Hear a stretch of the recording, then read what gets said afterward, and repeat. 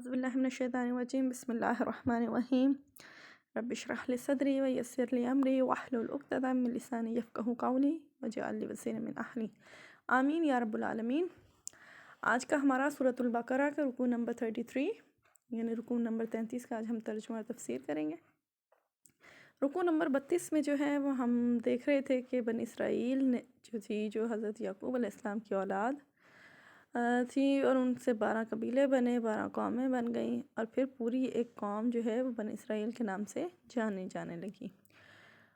انہوں نے اپنے نبی سے جو کہ موسیٰ علیہ السلام کے بعد آئے تھے، حضرت اسماعیل ان کا نام تھا، وہ بزرگ ہو چکے تھے، ان کو کہا کہ یعنی ان لوگوں کی اخلاقی گراوٹ بتائی گئی تھی، ڈسکس کی تھی ہم نے کہ وہ اس حد تک گھٹیا ہو گئے تھے کہ انہوں نے وقت کے نبی کو کہا کہ ہمیں جو ہے نبوت پسند نہیں، آپ ہمارے لیے کوئی بادشاہ مقرر کر دیں اور ہم اس کی قیادت میں جنگ کریں گے، یعنی نبی کی قیادت میں جنگ کرنے کے لیے تیار نہیں ہیں۔ وہ چاہتے تھے کہ ہم میں سے یعنی ہم 12 قبیلے ہیں، ان کے 12 قبیلوں کے سردار ہیں، ان سرداروں میں سے کسی ایک کو بادشاہ مقرر کر دیا جائے جو ہمارے ہی لیول کا بندہ ہو، پھر ہم اس سے اپنی مرضی کے مطابق فیصلے لیں، کیونکہ وقت کا رسول جو ہے وہ ان کو بہرحال وقت کا نبی جو ہے وہ ان کی غلطیوں پر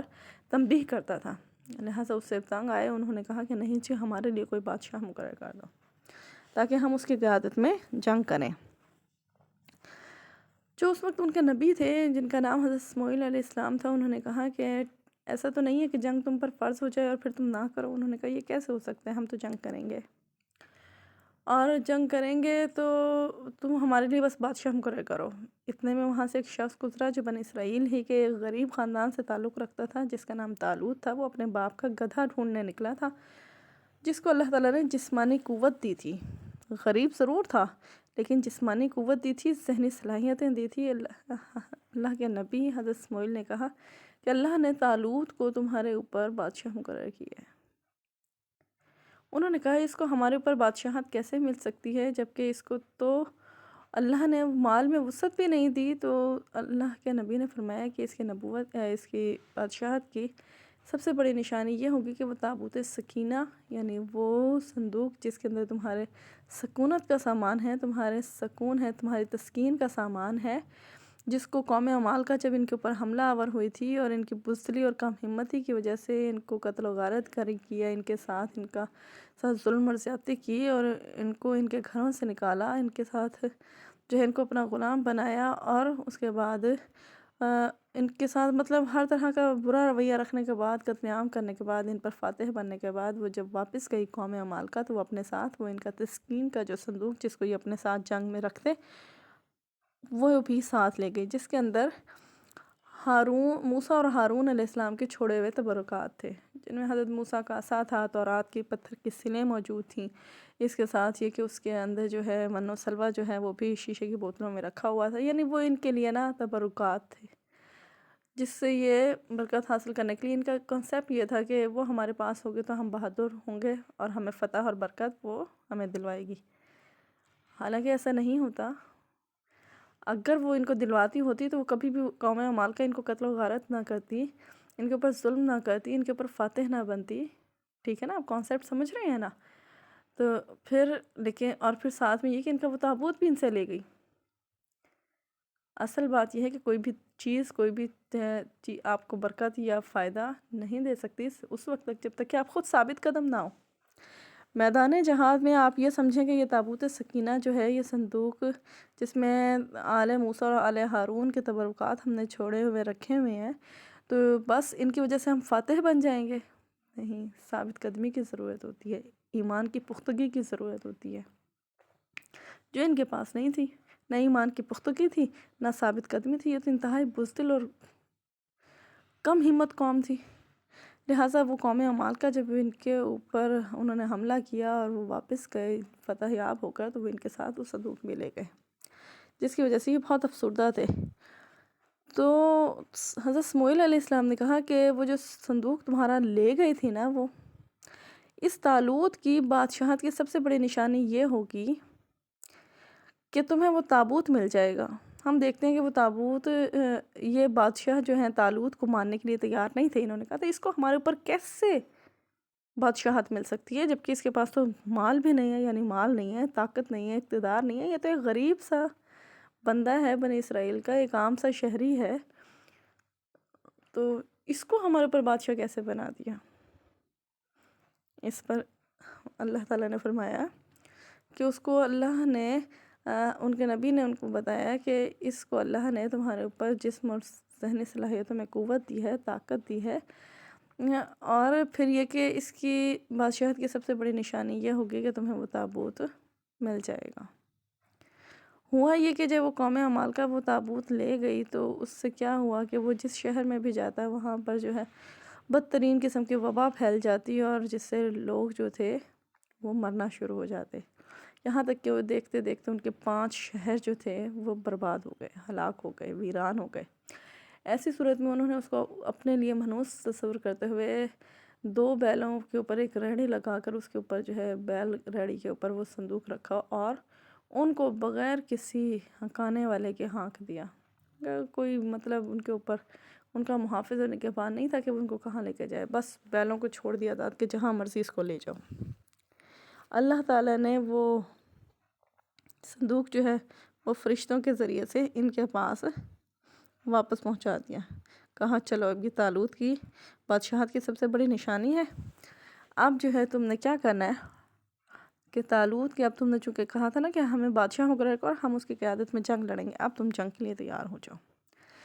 لہٰذا طالوت نے انہوں نے مجبوراً طالوت کو بادشاہ مقرر کیا تھا، تو بادشاہ تسلیم کیا چاروں ناچار، اور طالوت نے کہا کہ ٹھیک ہے اب ہمارا مقابلہ ہوگا۔ اس نے تمام لشکر کو لیا اور چل پڑا۔ چلنے کے بعد اس نے دیکھا کہ ان کا جو راستے میں جمع تھا راشن اور ذخیرہ صادرہ وہ ختم ہو گیا اور بھوک اور پیاس ان کی حالت بری ہونے لگی، تو اس نے کہا کہ عنقریب ایک نہر آنے والی ہے۔ اس نے صرف یہ چیک کرنے کے لیے، اندازہ لگانے کے لیے، یعنی تمہاری آزمائش کرنے کے لیے کہ آیا یہ لوگ دل سے میرے ساتھ ہیں بھی یا نہیں، آیا یہ میرے ساتھ میدان جنگ میں بہادری دکھائیں گے یا نہیں۔ اس نے اس کی ایک چھوٹی سی آزمائش کرنا چاہی۔ اس نے کہا کہ عنقریب ایک نہر آ رہی ہے، لہٰذا تم نے کیا کرنا ہے، اس نہر میں سے پانی نہیں پینا، جو اس میں سے پانی پی لے گا اس کا مجھ سے کوئی تعلق نہیں، اور جو پانی نہ پیے گا وہ میرے ساتھ شمار کیا جائے گا۔ آج ہم یہی پڑھتے ہیں، بسم اللہ الرحمن الرحیم، فلما فصل طالوت بالجنود، پس پھر جب طالوت نکلا اپنے لشکر کے ساتھ، قال اس نے کہا ان اللہ، بے شک اللہ مبتلیکم، اللہ تمہاری آزمائش کرنے والا ہے، بنہر ایک نہر سے، فمن شرب منہ، جس نے اس نہر سے پانی پی لیا، فلیس منی، تو وہ مجھ میں سے نہیں ہوگا، ومن لم یطعمہ، اور جس نے اسے نہ چکھا، فإنہ منی، پس وہ مجھ سے شمار ہوگا، یعنی وہ مجھ میں سے ہوگا، الا من اغترف غرفۃ بیدہ، سوائے اس کے کہ جو کوئی اپنے ہاتھ سے ایک چلو بھر کر پانی پی لے، فشربوا منہ، انہوں نے اس سے جی بھر کر پانی پیا، الا قلیلا منہم، سوائے چند ایک کے۔ اب یہاں پر کیا ہوا کہ یہیں سے پتہ چل گیا کہ آیا یہ طالوت کی میدان جنگ میں تو بہت سی مشکلات ہوتی ہیں، قتل و غارت گری ہوتی ہے، خون ہوتی ہے، مفلسی ہوتی ہے، بھوک پیاس ہوتی ہے، نڈھال ہوتا ہے، اس کے باوجود بھی ثابت قدمی دکھانی پڑتی ہے، موت نظر آ رہی ہوتی ہے، بھوک پیاس تو چھوڑیں، موت نظر آ رہی ہوتی ہے، ایسے میں بھی ثابت قدمی دکھانی پڑتی ہے، تو آیا یہ میری بات مانیں گے یا نہیں؟ اس لیے اللہ نے اس کو ایک حکمت سجھائی کہ تم یہ جو نہر ہے اس کے پاس سے جب گزرو گے تو ان کی آزمائش کر لینا، کیونکہ یہ قوم پیاسی ہے، بھوک پیاس سے نڈھال ہے، اگر انہوں نے یہاں تمہاری بات مان لی تو یہ میدان جنگ میں بھی تمہاری بات مانیں گے، اور اگر یہاں نہ مانے تو وہیں سے تمہیں پتہ چل جائے گا کہ یہ میدان جنگ میں تمہارے ساتھ کتنے ثابت قدم رہنے والے ہیں۔ لہٰذا اس نے کہا کہ یہ عنقریب جو نہر آئے گی نا، جس پر سے ہم گزر کر جو ہے پار لگیں گے اور جالوت کے مقابلے کے لیے، تو اس کا جو ہے کیا ہوگا کہ جو اس نہر سے پانی پی لے گا نا رج کے، بھوکا پیاسے ہے، تو آپ سوچیں پانی ملے تو بندہ پانی کو غنیمت جانتا ہے، لیکن آزمائش تو یہی تھی کہ آیا یہ اس سختی میں یہ پانی کی پیاس کو ہی نہیں برداشت کر سکے تو یہ میدان جہاد کی سختی کو کیسے برداشت کریں گے۔ لہٰذا جو پانی پیے گا وہ مجھ سے نہیں، اور جو نہیں پیے گا ماں سوائے کہ ایک آدھ چلو پی لے کہ اپنا حلق تر کرنے کے لیے، تو کوئی مذائقہ نہیں۔ لہٰذا انہوں نے کیا کیا، انہوں نے تو ڈٹ کے پانی کیا، فشربوا، انہوں نے تو پیا، منہ، اس سے، الا قلیلا منہم، ماں سوا چند ایک کے، بہت تھوڑے لوگوں کے سوا سب نے ہی پانی پیا۔ اب پانی پی کے نڈھال ہو کر زیادہ پانی بھی بھوک اور پیاس کی حالت میں جب زیادہ پانی پی لیا جاتا ہے تب بھی انسان کے اندر ہمت جو ہے وہ ختم ہو جاتی ہے۔ آپ اپنے سے اندازہ لگائیں نا کہ سارا دن روزہ رکھا ہوتا ہے اور افطاری کے فوراً بعد جب ہم 2 3 4 گلاس پانی پی لیتے ہیں تو ہم کچھ اور نہ تو کھانے کی ہمت باقی رہتی ہے، نہ وہاں اپنی جگہ سے اٹھنے کی ہمت ہوتی ہے، نماز نہیں پڑھی جاتی ہوتی ہے نا ایسی حالت۔ سیم کنڈیشن ود دیم، ان کے ساتھ بھی ایسے ہی ہوا کہ پانی پی کر نڈھال ہو کر پڑ گئے۔ وہ فلما جاوزہ، اور جب وہ اس کے پار ہوئے، یعنی وہ ندی جو تھی، وہ نہر جو تھی وہ پار کر لی، ہوا والذین آمنوا معہ، تو وہ جو اس کے ساتھ ایمان والے تھے وہ کہنے لگے، یعنی تھے تو وہ ایمان والے ہی نا، اپنے آپ کو ایمان والے تصور کراتے تھے، معہ ایمان والوں کے ساتھ، قالوا انہوں نے کہا لا طاقت لنا اليوم بجالوت وجنودہ، انہوں نے کہا کہ آج ہمارے ساتھ، یعنی وہ جو اس کے ساتھ جو اس کے اوپر ایمان لائے تھے نا، یعنی طالوت کے ساتھ جو لشکر میں تھے، انہوں نے کہا کہ جب وہ پار ہو گئے تو انہوں نے کہا کہ آج ہمارے اندر جو ہے وہ جالوت اور اس کے لشکر کے ساتھ مقابلہ کرنے کی طاقت نہیں ہے۔ وہیں سے پتہ چل گیا کہ کتنے یہ ثابت قدم ہیں اور کتنی جو ہے یہ جنگ کرنے کی نیت سے آئے ہیں۔ قال الذین، اب یہاں پر جو ہے ان کے ہم دیکھتے ہیں کہ 3 گروہ بن گئے۔ ایک تو وہ جنہوں نے ڈٹ کے پانی پیا، انہوں نے تو بات بالکل ہی نہ مانی۔ دوسرے وہ جنہوں نے کم پانی پیا تھا وہ پار ہو گئے پانی پر، یہاں پر 2 گروہ بن گئے۔ اب جو لوگ پار ہوئے، یعنی جو جالوت کے ساتھ تھے، طالوت کے ساتھ تھے، طالوت کو جب اندازہ ہو گیا کہ جی میرے پاس جو ہیں یہ صرف چند ایک لوگ ہیں، اب وہ جنہوں نے پار کیا تھا اور جن کو طالوت نے سمجھ لیا تھا کہ ہاں جی یہ جنہوں نے پانی نہیں پیا یہ میرے ساتھ ہیں، ان میں سے بھی 2 گروہ بن گئے۔ ایک وہ تھے جو پختہ ایمان والے تھے اور دوسرے وہ جن کا ایمان ذرا کمزور تھا۔ انہوں نے کہا، جو کمزور ایمان والے تھے انہوں نے کہا کہ آج تو ہم میں جالوت اور اس کے لشکر سے لڑنے کی طاقت ہی نہیں ہے، کہ ہمارے پاس تو لوگ ہی نہیں ہیں، طاقت ہی نہیں ہے مقابلے میں، جبکہ جالوت جو ہے وہ بہت بڑے لشکر کے ساتھ آیا تھا۔ قال الذین، اب ان لوگوں میں سے بھی جو دوسرا گروہ تھا، یظنون انہم ملاقو اللہ، جو یقین رکھتے تھے کہ وہ اللہ سے ملنے والے ہیں، انہوں نے کہا اللہ سے ملنے والے یعنی اگر میدان جنگ میں مارے گئے تو بھی فوراً اللہ سے ملاقات ہو جائے گی شہید ہونے کی صورت میں، اور اگر فتح یاب غازی بن کر لوٹے تو بھی جب ملیں گے، مر جائیں گے تو اللہ سے بہرحال ملاقات ہوگی، اس دن اللہ تعالیٰ ان کو بدلہ دے گا، ان کو بتائے گا کہ انہوں نے کیا کیا ہے۔ تو کہا کہ جن کو یقین تھا نا کہ اللہ سے ملاقات ہو کے رہے گی، وہ چاہے یہاں ہو یا وہاں ہو، انہوں نے کہا کم من فیعۃ قلیلۃ غلبت فیعۃ کثیرۃ بإذن اللہ، کہا بارہا ایسا ہوا ہے کہ چھوٹی جماعتیں جو ہیں وہ غالب ہو جاتی ہیں اللہ کے حکم سے بڑی بڑی جماعتوں پر۔ کہا کہ بہت بار ایسا ہوا ہے، بارہا ایسا ہوا ہے کہ اللہ کے حکم سے چھوٹی چھوٹی جماعتیں جو ہیں وہ بڑی بڑی جماعتوں کو شکست دے دیتی ہیں۔ اللہ مع الصابرین، اور اللہ جو ہے وہ صبر کرنے والوں کے ساتھ ہے، یعنی ان تمام مشکلات پر کہ تمہارے پاس بندے کم ہیں، تمہارے پاس اسلحے کی فراوانی اتنی زیادہ نہیں ہے، تمہاری تعداد کم ہے، اگلا جو لشکر ہے وہ زیادہ طاقتور ہے، ہر اس مشکل کے اوپر پھر جنگ ہے، پھر موت نظر آ رہی ہے، پھر زیادہ راہ نہیں ہے، کھانے پینے کی تنگی ہے، ہر لحاظ سے جو اس طرح کی تنگی کے باوجود بھی مشکلات پر صبر کرے اور یقین اس کا یہ ہو کہ اللہ میرے ساتھ ہے تو مجھے کوئی بڑی سے بڑی مشکل بھی شکست نہیں دے سکتی، تو کہا کہ اللہ تعالیٰ واللہ مع الصابرین، اللہ تعالیٰ ہی ایسے صبر کرنے والوں کے ساتھ ہیں جو ہر طرح کی سختیوں کے اوپر، آزمائشوں کے اوپر، مصیبتوں کے اوپر، بلاؤں کے اوپر جو ہے صبر کرتے ہیں۔ پھر کیا ہوا کہ اللہ تعالیٰ ان کے ساتھ ہے، پھر ان کے اندر ہمت وہی ہے، جو کمزور ایمان والے تھے نا، جن کو لگتا تھا ہماری تعداد کم ہے، ہم تو آج لڑ نہیں سکیں گے، مقابلہ نہیں کر سکیں گے، کم ہمت ہی دکھا رہے تھے، پھر ان کے اندر بھی جذبہ ایمان پیدا ہوا۔ پھر یہ ایک چھوٹی سی جماعت جو تھی پختہ ایمان کے ساتھ، یعنی دوسرے لوگوں نے ان کا ہمت بندھائی، ان کو یقین دلایا کہ اپنے رب سے ملاقات کرنی ہے، اللہ تعالیٰ بارہا ثابت قدمی کی وجہ سے جو ہے وہ بڑے بڑے لشکروں کو شکست دلوا دیتا ہے، چھوٹی سی قوم جو ہے بڑے بڑے لشکروں پر غالب آ جاتی ہے، تو کوئی بات نہیں، ہمت تو کرو، اور نہ بھی ہوا تو اللہ سے تو ملاقات ہماری ہو ہی جائے گی، یعنی شہادت کا بہت بڑا درجہ جو ہے وہ ہمیں مل جائے گا، شہداء میں ہم شمار ہوں گے، اللہ کی طرف سے بہترین اجر پائیں گے، اللہ سے ملاقات ہوگی اور وہاں ہم کامیاب اور کامران ہوں گے۔ بہرحال اس طرح ہمت بندھانے سے یہ ہوا کہ ان لوگوں کے اندر بھی جذبہ ایمان ان کا کمزور پڑ رہا تھا وہ مضبوط ہو گیا، باقی لوگ تو پیچھے ہی پڑے رہ گئے نا۔ کہا ایسی صورت میں کیا ہوا کہ اس چھوٹی سی جماعت کے ساتھ طالوت اپنے لشکر کے طالوت جو ہے وہ آیا سامنے، اور جالوت اپنے لشکر کے سامنے آیا. فَلَمَّا بَصَرُوا لِجَالُوتَ وَجُنُودِهِ، اور جب جالوت کے ساتھ ان کا آمنا سامنا ہوا تب پتہ چلا کہ جالوت تو کتنے بڑے لشکر کے ساتھ آیا. ایسی صورت میں انہوں نے دعا کی. قالو، انہوں نے کہا، انہوں نے کون؟ اہل ایمان نے جو طالوت کے ساتھ تھے.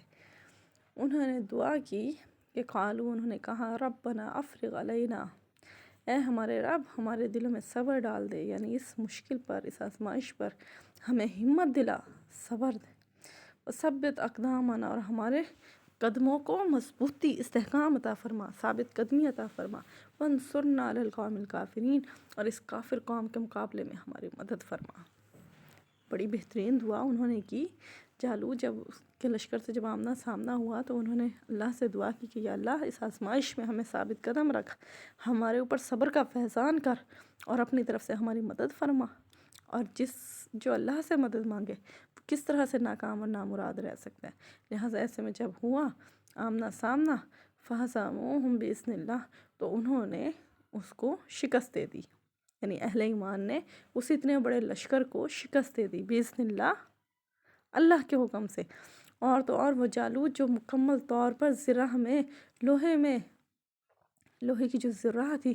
اس میں زرہ بند ہو کر آیا تھا کہ اس کو تو یقین تھا کہ مجھے تو کوئی مار ہی نہیں سکے گا. وَقَتَلَ داؤد جالوت، تو داؤد علیہ السلام نے اس کو قتل کر دیا. اور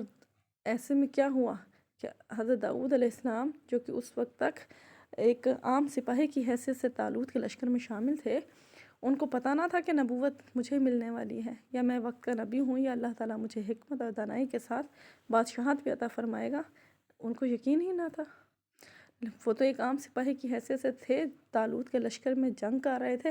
اور انہوں نے جالوت کو جو بڑے لمبے چوڑے قد کاٹ کا مالک تھا، جس کا قویل جثہ یعنی جنوں جیسا اس کا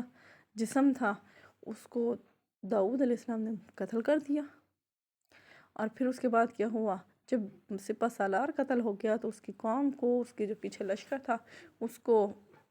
گاجر مولیوں کی طرح کاٹ کر پھینک دیا گیا، اور باقی جو تھے وہ اپنی جان بچا کر بھاگ گئے، تتر بتر ہو گئے. ایسی صورت میں کیا ہوا کہ طالوت کا لشکر جو تھا وہ فتح یاب ہو گیا، چونکہ انہوں نے اللہ سے دعا مانگی تھی نا ثابت قدمی کے ساتھ. بہرحال وہ فتح یاب ہوا. پھر کیا ہوا، وَآتَاهُ اللَّهُ الْمُلْكَ وَالْحِكْمَةَ وَعَلَّمَهُ مِمَّا يَشَاءُ، اللہ داؤد علیہ السلام نے جالوت کو قتل کر دیا. اور اس کے بعد یہ ہوا کہ اللہ نے وہ ملک داؤد علیہ السلام کو دے دیا، یعنی وہ سلطنت جو تھی، وہ اقتدار جو تھا، وہ اب داؤد علیہ السلام کو دے دیا. اور داؤد علیہ السلام جو تھے اب بادشاہ بن گئے، ان کو نبوت ملی. اب جنگ فتح کرنے کے بعد ان کو پتہ لگا کہ اللہ نے ان کو جو ہے نبی بنایا ہے، اللہ نے ان کے پاس ان کے اوپر نبوت بھیجی، اور پھر اس کے بعد ان کو ملک دیا، وہ حکمت اور دانائی دی، اور علم سکھایا، اپنے علم میں سے جو چاہا، اور ان کو دانائی کی باتیں سکھائی، حکمت کی باتیں سکھائی، اور ساتھ میں ان کو اس علاقے کا بادشاہ بنا دیا. ٹھیک ہے. وَلَوْلَا، اب یہاں پر اللہ تعالیٰ اپنا جو ہے وہ قانون بتا رہے ہیں کہ وَلَوْلَا دَفْعَ اللَّهُ، وَلَوْلَا دَفْعُ اللَّهِ، اگر اللہ تعالیٰ نہ ہٹاتا رہتا النَّاسَ بَعْضُهُمْ بِبَعْضٍ، کہ بعض لوگوں کو بعض لوگوں کے ذریعے سے نہ ہٹا دیتا، لَفَسَدَتِ الْأَرْضُ، تو ضرور زمین فساد سے تباہ ہو جاتی. وَلَكِنَّ اللَّهَ، لیکن یہ اللہ کا ذو فضل، اللہ کا فضل ہے، علی العالمین، جہانوں کے اوپر، تمام جہانوں کے اوپر، یعنی زمین میں جتنے لوگ بستے ہیں ان سب کے اوپر یہ اللہ کا ایک احسان ہے، ایک فضل ہے کہ وہ اکثر جو ہے چھوٹی چھوٹی قوموں سے بڑے بڑے لشکروں کا غرور توڑ دیتا ہے. ورنہ وہ جابر اور سرکش لوگ جو بڑے لشکروں میں شامل ہوتے ہیں وہ زمین کو فساد سے بھر دیتے اگر اللہ تعالیٰ ان کو نہ ہٹاتا. ایسے میں کیا ہوا کہ ان کا قتل عام ہوا، ان کو قتل کیا گیا، بڑے بڑے ان کے غرور اور تکبر کرنے والے جو سردار تھے ان کو خاک میں ملا دیا گیا. اس طرح سے کیا ہوا کہ اس زمین کے اوپر جو فساد ان کی وجہ سے قائم تھا وہ رفع ہو گیا، اور دین پر جو ہے، زمین پر حکومت جو ہے وہ اللہ نے اپنی اطاعت گزاروں کو، اپنے فرمانبرداروں کو عطا فرمائی، جنہوں نے دین کو زمین پر نافذ کیا اور انصاف کا بول بالا کیا۔ اس طرح سے اگر اللہ تعالیٰ بعض لوگوں کے ذریعے نہ ہٹاتا تو یقیناً ظالم اپنے ظلم کی وجہ سے زمین کو فساد سے بھر دیتا۔ کہا لیکن یہ بھی اللہ کا ایک فضل ہے کہ اس نے چھوٹی چھوٹی جماعتوں سے کئی بارہا ایسے بڑی بڑی جماعتوں کے غرور تکبر کو، بڑے بڑے لشکروں کے غرور کو خاک میں ملایا۔ یہ اللہ کا احسان ہے، ورنہ تو وہ زمین کو فساد سے بھر دیتے۔ تو ان کے فساد کو زمین پر بھرنے سے اللہ نے اس طرح سے ہٹایا کہ ان کو ہی زمین سے نیست و نابود کروا دیا۔ یہ بھی اللہ کا ایک فضل ہے جہان والوں کے اوپر۔ تِلْکَ آیاتُ اللہِ نَتْلُوہَا عَلَيْکَ بِالْحَقِّ، اور یہ اللہ کے احکام ہم آپ کو ٹھیک ٹھیک سناتے ہیں، یعنی اللہ تعالیٰ کی یہ جو احکام ہیں اے نبی ہم آپ کو ٹھیک ٹھیک سنا رہے ہیں۔ وَإِنَّكَ لَمِنَ الْمُرْسَلِينَ، اور بے شک آپ بھی رسولوں میں سے ہوں، جس طرح سابقہ رسول گزرے ہیں، نبی گزرے ہیں۔ یہ یہود جو اس وقت مدینہ میں موجود ہیں آپ کو جھٹلا رہے ہیں، تو جھٹلانے دیں، ان کی تو سرشت یہی رہی ہے کہ انہوں نے انبیاء کو جھٹلایا بھی ہے، انہوں نے انبیاء کا مذاق بھی اڑایا ہے، ان کی توہین بھی کی ہے، تضحیک بھی کی ہے، اور ساتھ میں انہوں نے تو قتل بھی کیا ہے۔ لہٰذا اگر آپ کا مذاق اڑا رہے ہیں یا آپ کو رسول ماننے سے انکار کر رہے ہیں، آپ کی تکذیب کر رہے ہیں، آپ کی توہین کر رہے ہیں، تو کوئی بات نہیں، آپ اس بات پر پختہ رہیں کہ آپ بے شک اللہ کے رسولوں میں سے ہیں۔ یہ اللہ کے احکام ہیں، اور ہم آپ کو، یعنی اللہ تعالیٰ اپنے فرشتے کے ذریعے سے آپ کو ٹھیک ٹھیک یہ پیغام پہنچا رہا ہے، ٹھیک ٹھیک یہ احکام جو ہے وہ سنا رہا ہے، اور اس بات کا یقین رکھیں کہ بے شک آپ اللہ کے رسولوں میں سے ہی ایک رسول ہیں۔ تِلْکَ الرُّسُلُ فَضَّلْنَا بَعْضَهُمْ عَلَىٰ بَعْضٍ، اور یہ رسول ہی تو ہیں جن میں سے ہم نے بعض کو بعض پر فضیلت دی۔ ہم رسولوں کی درجہ بندی نہیں کر سکتے کہ کون افضل ہے اور کون کمتر ہے۔ ہمارے لیے جو ہے تمام رسول جو ہیں وہ برابر ہیں۔ ہاں بس افضلیت محمد مصطفیٰ صلی اللہ علیہ وسلم کو اس لحاظ سے ہے کہ آپ کے بعد کوئی رسول نہیں آئے گا، آپ کے بعد کوئی نبی نہیں آئے گا، آپ کو اللہ نے اپنا محبوب بنایا اور ہم آپ کے امتی ہیں۔ لہٰذا اب جو ہے کامیابی کا دار و مدار جو ہے وہ محمد مصطفیٰ صلی اللہ علیہ وسلم کی اطاعت پر ہے۔ باقی جہاں تک باقی رسولوں کا ہے تو ان کو ہم ڈی گریڈ نہیں کر سکتے۔ تو کہاں کہ اس حوالے سے اللہ تعالیٰ خود واضح فرماتے ہیں کہ یہ اللہ کے رسول ہیں، ان کو ڈی گریڈ کرنا تو دوسروں کا کام ہے، کافروں کا کام ہے جو ان کے اوپر ایمان نہیں لاتے۔ اہل ایمان کو تو یہ زیب نہیں دیتا۔ یہ یہود جو ہیں انہوں نے تو آپ کو اگر یہ ڈی گریڈ کر رہے ہیں یا آپ کی یہ تضحیک و تکذیب کر رہے ہیں تو انہوں نے تو اپنے نبیوں کی بھی کی ہے۔ یہ کام تو ان بدبختوں کا ہے جو اللہ کے دشمن اور باغی ہیں۔ اللہ کے اطاعت گزار اور اطاعت شعار بندوں کا یہ کام نہیں ہوتا۔ کہا اللہ کے جو تم رسول ہیں ان میں تمام جو ہیں افضل ہیں، تمام بہترین ہیں، تمام معتبر ہیں، تمام قابل احترام ہیں۔ لہٰذا ایسے میں کہا کہ یہ اللہ کے رسول ہیں، ان میں سے بعض کو بعض پر ہم نے خود فضیلت دی ہے۔ مثلاً کیسے دی؟ کسی کو کچھ دیا، کسی کو کچھ دیا۔ منہم من کلم اللہ، کچھ سے تو اللہ نے کلام کیا، جیسے موسیٰ علیہ السلام سے کلام کیا، جس طرح معراج کے موقع پر نبی کریم صلی اللہ علیہ وسلم سے جو ہے بغیر فرشتے کے کلام کیا۔ ورفع بعضهم درجہ، اور بعض کے جو ہیں وہ درجات بلند کیے ہیں۔ وآتینا عیسیٰ ابن مریم البینات، اور مریم کے بیٹے عیسیٰ کو تو ہم نے کھلے نشانیاں دی۔ وأیدناہ بروح القدس، اور ہم نے روح قدس یعنی جبریل امی کے ذریعے ان کی مدد کی۔ وَلَوْ شَاءَ اللَّهُ، اور اگر اللہ تعالیٰ چاہتا، مَا اقْتَتَلَ الَّذِينَ مِن بَعْدِ مَا جَاءَتْهُمُ الْبَيِّنَاتُ، کہ یہ لوگ اگر اللہ چاہتا تو وہ باہم نہ لڑتے اس کے بعد کہ جو ان کے پاس آ گئی تھی کھلے نشانیاں، ان کے بعد بھی انہوں نے جھگڑا کیا، یعنی رسولوں کو جھٹلایا، ان کا انکار کیا، ان کی تعلیمات کو ماننے سے انکار کر دیا، ان کی اطاعت گزاری سے انکار کر دیا۔ تو کہا کہ یہ جو ہے یہ کیوں کیا انہوں نے؟ کہ اللہ تعالیٰ نعوذ باللہ بے بس تھا؟ نہیں، اگر اللہ چاہتا تو یہ آپس میں کبھی بھی قتل و غارت گری نہ کرتے، کبھی بھی باہم نہ لڑتے، کبھی بھی باہم اختلاف نہ کرتے، کم از کم بھی حق آ جانے کے بعد تو کبھی بھی نہ کرتے، کھلی نشانی آ جانے کے بعد تو کبھی نہ کرتے۔ ولیکن اختلفوا فمنہم، اور ان میں سے کچھ نے اختلاف کیا، فمنہم من آمن، اور کوئی ایسا تھا جو ایمان لایا، ومنہم من کفر، اور کچھ ایسے تھے جو انہوں نے کفر کیا۔ اب یہاں پر ایک چیز اور واضح کر دوں کہ اگر اللہ چاہتا تو وہ نہ لڑتے، مطلب اللہ ہی چاہتا تھا کہ وہ لڑتے؟ نہیں،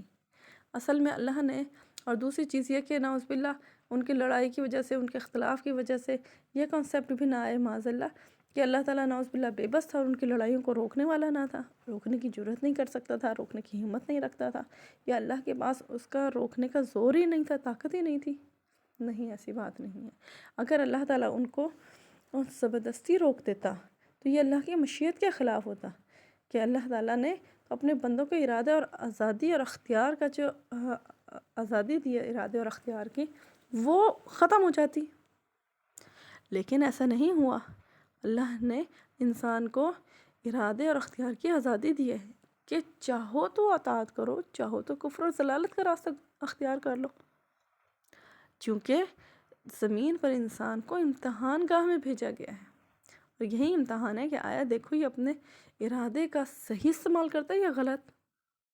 لہٰذا اگر اللہ کی مشیت یہ ہوتی کہ جی یہ جبراً آیا، یہ چاہیں نہ چاہیں انہوں نے اطاعت گزاری کرنی ہے تو انسان اطاعت گزاری ہی کرتا، جس طرح کائنات کی ہر چیز چاہے یا نہ چاہے اللہ کی اطاعت میں لگی ہوئی ہے، اللہ کی تسبیح میں لگی ہوئی ہے، اسی طرح انسان بھی لگا رہتا، لیکن یہ اللہ کی مشیت ہی نہیں تھی، اس کی حکمت ہی نہیں تھی، کیونکہ وہ انسان سے بزور زبردستی یہ کام نہیں کرانا چاہتا تھا۔ وہ دیکھنا چاہتا ہے کہ کون ہے جو اپنی مرضی سے اللہ کے آگے جھکتا ہے اور کون ہے جو اپنی مرضی سے گمراہی کا راستہ اختیار کرتا ہے، اطاعت گزاری کا کون کرتا ہے، گمراہی اور ضلالت کا راستہ کون اختیار کرتا ہے۔ اسی لیے تو اللہ تعالیٰ نے فرمایا کہ وَلَوْ شَاءَ اللَّهُ، اور اگر اللہ چاہتا مَقْتَتَلُوا، وہ باہم نہ لڑتے، وَلَكِنَّ اللَّهَ يَفْعَلُ مَا يُرِيدُ، لیکن اللہ جو چاہتا ہے وہی کرتا ہے،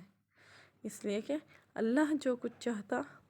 وہی کرتا ہے۔ اللہ نے یہی چاہا کہ ان کو آزادی دی جائے، ان کو اختیار دیا جائے، ان کو دیکھا جائے یہ کیا کرتے ہیں، آیا یہ اپنی مرضی سے جھکتے ہیں، اطاعت گزاری قبول کرتے ہیں، یا بغاوت اور سرکشی کا راستہ قبول کرتے ہیں۔ لہٰذا اس لیے کیا ہوا کہ زمین پر دو قومیں بن گئی، ایک اللہ کے ماننے والوں کی اور دوسری نہ ماننے والوں کی، گمراہوں کی، کافروں کی۔ تو کہا نا کہ اور ان میں سے کوئی تو ایسے ہیں جو ایمان لاتے ہیں اور کوئی ایسے ہیں جو کفر کرتے ہیں، اور کافر جو ہیں وہ انہی کے، وہ کافر ہیں کیوں، کفر کیوں کرتے ہیں؟ اپنی گمراہی اور ضلالت کی وجہ سے نہیں، جہالت کی وجہ سے، بلکہ علم آ جانے کے بعد اپنی ضد اور ہٹ دھرمی کی وجہ سے کفر کرتے ہیں کہ ہاں علم آ گیا ہے نا، شعور آ گیا ہے، اللہ کی ہدایت پہنچ گئی ہے، اللہ کی روشن نشانیاں پہنچ گئی ہیں، تعلیمات پہنچ گئی ہیں، لیکن ہم نے نہیں ماننا۔ بنی اسرائیل یہی کرتی تھی، وہ صاف کہتے تھے سمینا، ہم نے سن لیا، وعصینا، لیکن مانیں گے نہیں۔ تو مومنین کو فرمایا گیا کہ تم یوں کہو سمینا، ہم نے سن لیا، وَأَطَعْنَا، اور ہم نے اطاعت قبول کی۔ کہاں تم جھک جاؤ، تم میں اور ان میں فرق تو ہو، کہاں باقی تمہارے پاس بھی اختیار ہے، ان کے پاس بھی اختیار تھا، ماننے نہ ماننے کا ان کے پاس بھی اختیار ہے اور تمہارے پاس بھی ہے۔ لہٰذا ایسی صورت میں کیا کرو کہ کل قیامت کے دن تو اللہ تعالیٰ فیصلہ کر ہی دے گا، جو بھی اختلاف دنیا میں کیے ہوگا، انبیاء کی اطاعت کی ہوگی تو بھی، انبیاء سے اختلاف کیا ہوگا تو بھی، اللہ تعالیٰ سب کے درمیان جو ہے کل قیامت کے دن فیصلہ کر دے گا۔ ٹھیک ہے، چلیں آج کا ہمارا جو ہے رکوع نمبر 33 مکمل ہوا، کل انشاءاللہ رکوع نمبر 34 ہوگا۔ السلام علیکم ورحمۃ اللہ وبرکاتہ۔